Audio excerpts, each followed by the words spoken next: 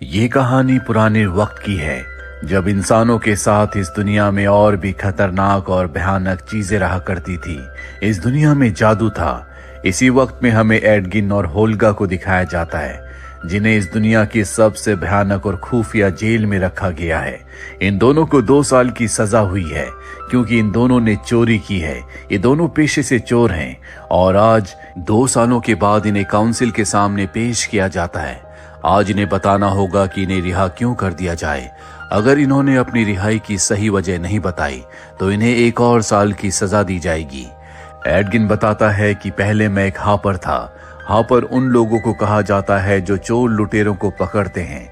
वो कहता है कि मैंने रेड विजर्ड यानी कि लाल जादूगर के एक शिष्य को पकड़ा था, उसे सजा दिलवाई, जिसके बाद रेड विजर्ड के शिष्यों ने हमारे गांव के ऊपर हमला कर दिया। उन लोगों ने मेरी पत्नी को मार दिया, पर मेरी पत्नी ने मेरी बेटी को बचा लिया था। मैंने हापर का काम छोड़ दिया, मैं अपनी बेटी की देखभाल करने लगा। तभी मेरी मुलाकात होल्गा से हुई, जो कि एक बारबेरियन थी। होल्गा ने मेरी बेटी को पालने में मेरी मदद की, लेकिन जैसे जैसे वक्त बीतता रहा हमारे पास पैसों की बहुत ज्यादा कमी हो गई, इसीलिए हमें चोरियां करना पड़ा। हम लोग हमेशा पुरानी चीजों को चुराया करते थे और एक दिन होल्गा ने उन चुराई हुई चीजों में से एक पुराने नेकलेस को मेरी बेटी को पहनाया। उसे पहनाते ही वो गायब हो गई। धीरे धीरे वक्त बीतता रहा और अब हमारे ग्रुप में 2 और लोग शामिल हो गए, जिनका नाम साइमन और फोर्ज था। हम चारों अलग अलग जगह जाकर चोरियां करते और एक दिन फोर्ज ने हमें एक जादूगरनी से मिलवाया, जिसने हमें एक आइलैंड के बारे में बताया। उसने कहा कि वहां पर एक ऐसा टैबलेट है जिस टैबलेट से मरे हुए इंसानों को जिंदा किया जा सकता है। और जब मैंने उस टैबलेट के बारे में सुना तो मैं किसी भी कीमत पर उस टैबलेट को हासिल करना चाहता था, क्योंकि उससे मैं अपनी पत्नी को जिंदा कर सकता था। मैं अपनी बेटी को घर पर छोड़कर अपने सभी साथियों और उस जादूगरनी के साथ उस आइलैंड पर पहुंच गया। हमें वहां पर बेशकीमती चीजें मिली। वहां पर एक हॉर्न था जो जादूगरनी ने अपने पास रख लिया और मैंने उस टैबलेट को, पर तभी वहां पर सिपाही आ गए, जिन्होंने मुझे और होल्गा को पकड़ लिया। टैबलेट मेरे पास ही था, जो मैंने फोर्ज को दे दिया और उससे ये कहा कि मेरी बेटी का ध्यान रखना। कहानी वापस प्रेजेंट में आती है। उस घटना को पूरे 2 साल हो चुके हैं और अब इससे पहले कि काउंसिल अपना फैसला सुनाती, यहाँ पर एक जादुई पक्षी आता है जो इन दोनों को अपने साथ उड़ाकर यहाँ से ले जाता है। ये दोनों के दोनों एक बार फिर से अपने गांव में पहुंच जाते हैं, जहां पहुंचकर इन्हें पता चलता है कि फॉर्ज नेवरविंटर नाम की एक जगह का लॉर्ड बन चुका है। एडगिन किसी भी कीमत पर अपनी बेटी से मिलना चाहता है, इसीलिए वो होल्गा के साथ नेवरविंटर पहुंच जाता है, जहां पर वो अपनी बेटी से मिलता है।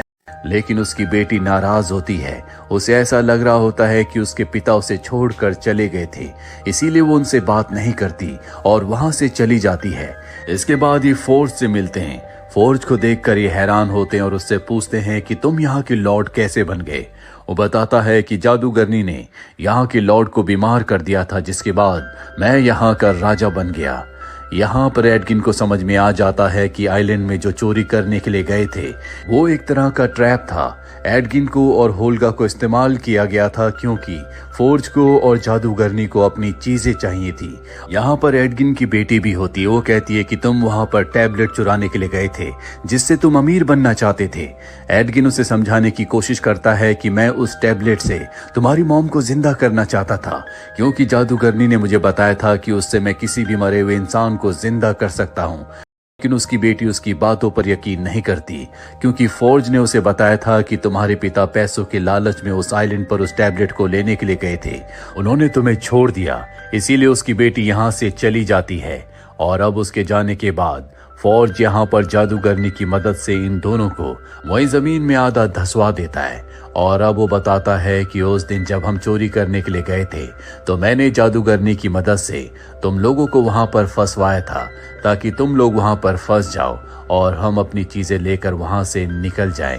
एडगिन को यहाँ पर ये पता चल जाता है कि जो जादूगरनी है वही रेड विजर्ड है और उसी की वजह से उसकी पत्नी की मृत्यु हुई है।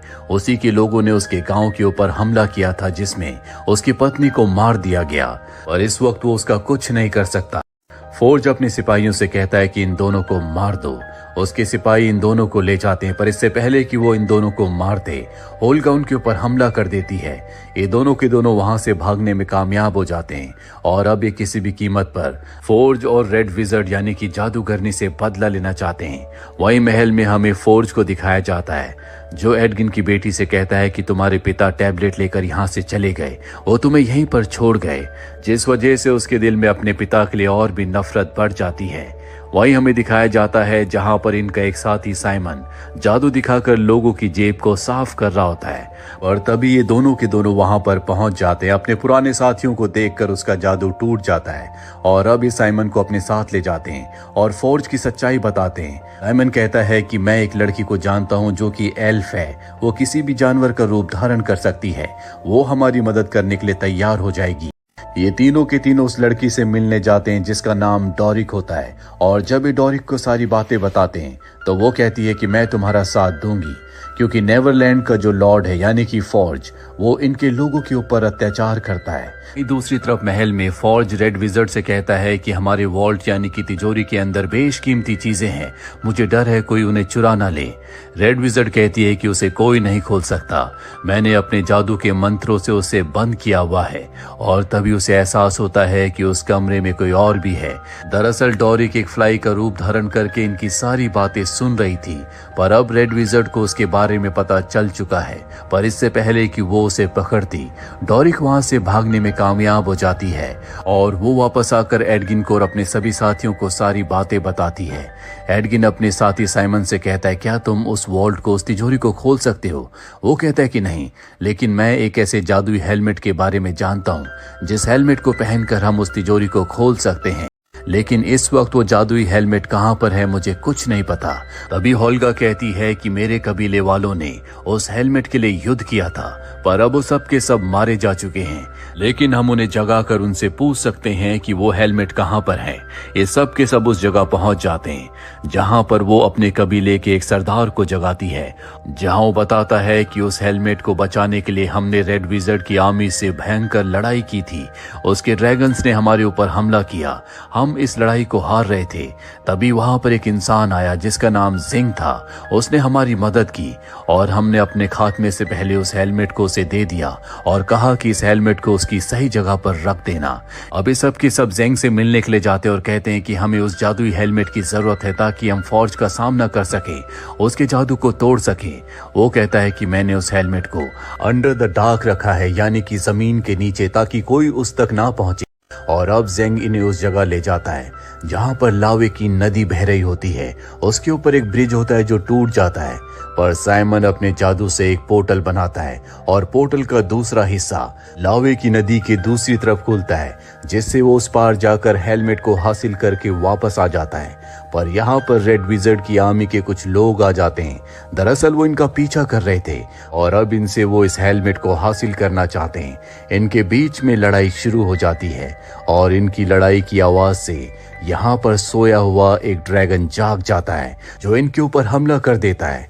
एडगिन और उसके सभी साथी एक जगह फंस जाते हैं, लेकिन साइमन अपने जादू से उन सबको वहां से निकाल कर बाहर ले आता है, जबकि रेड विजर्ड के जितने भी लोग होते हैं उन सबको ड्रैगन वहीं अंदर मार देता है। बाहर साइमन के पास जो हेलमेट होता है वो उस हेलमेट को पहनता है।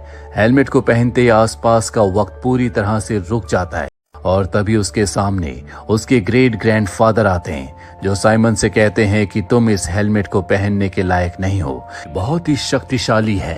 अब इन्हें पता चलता है कि फौज ने अपने राज्य में भूल भुलैया का एक बहुत बड़ा खेल रखा है और उस खेल को देखने के लिए आसपास से सभी लोग आने वाले हैं। ये प्लान बनाते हैं कि इसी खेल के दौरान ये फौज को मार देंगे। ये महल के अंदर घुसने की अलग अलग तरकीब निकालते हैं, लेकिन ये उसमें कामयाब नहीं हो पाते। इसीलिए बड़ी चालाकी से सिपाहियों को धोखा देकर ये सब के सब महल के अंदर चले जाते हैं, जहां पर साइमन एक बार फिर से हेलमेट को पहनता है।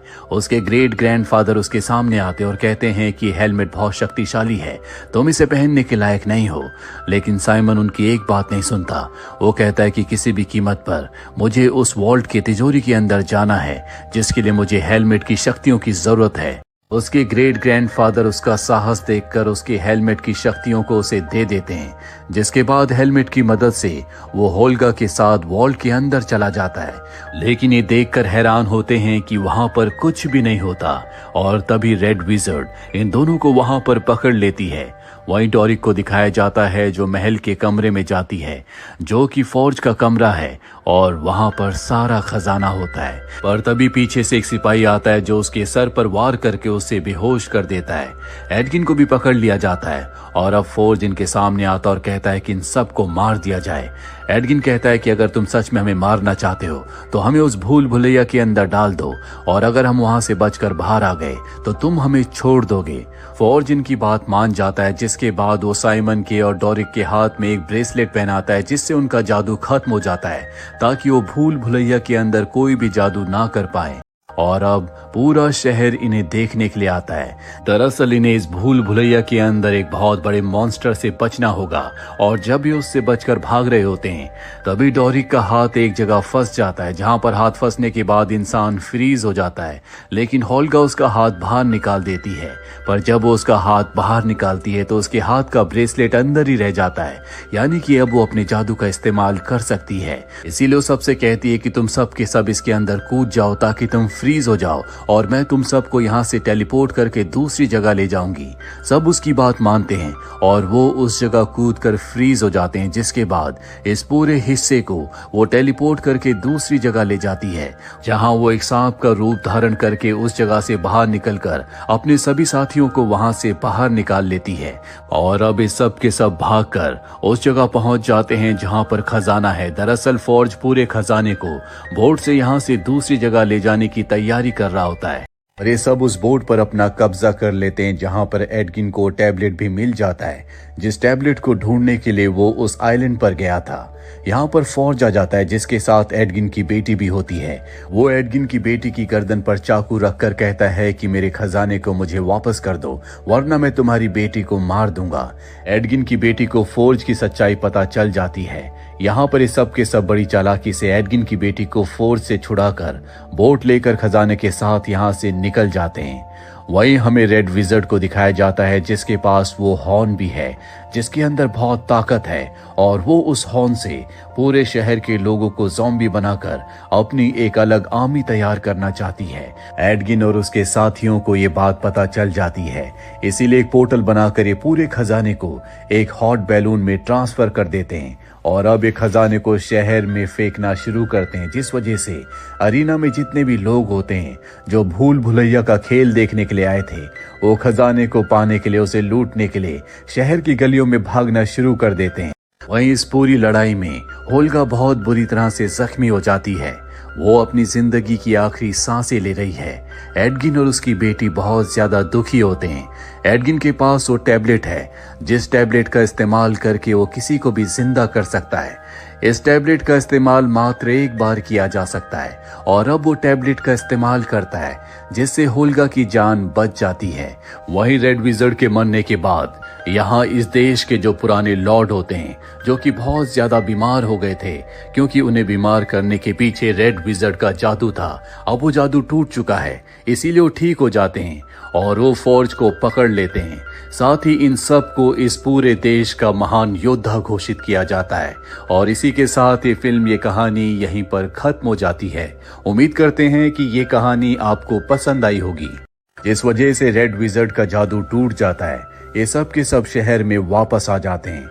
शहर में वापस आने के बाद एडगिन अपनी बेटी को वही नेकलेस पहनाता है जिससे वो गायब हो जाती है।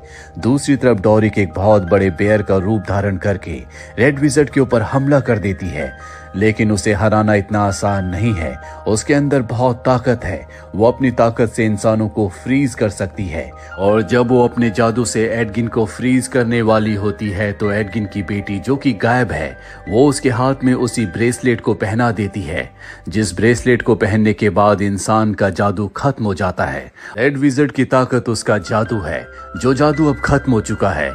इसीलिए डोरिक जो कि एक बेयर है उसके ऊपर हमला करके उसे मार देती है और इस तरह से रेड विजर्ड का खात्मा हो जाता है।